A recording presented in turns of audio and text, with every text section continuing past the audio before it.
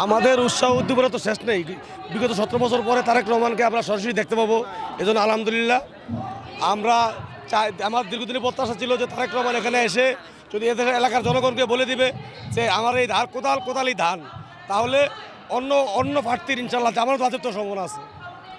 আমাদের মহিলা দলের পক্ষ থেকে এত আনন্দ লাগতেছে যে আমরা আজকে অনেক কাছ থেকে দেখতে পারবো এই 12 আসনের আমাদের তারেক ভাইকে।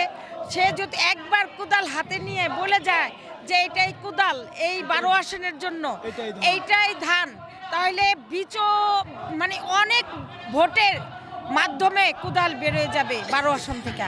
আর আমরা মহিলা দল যতটুক চেষ্টা আছি মাঠে থাকবো, একদম ইলেকশন পর্যন্ত আমরা মাঠে ভোট গুইনা বেরোবো ইনশাল্লাহ, যদি আমাদের আল্লাহ ওই কিসমত ভালো রাখে।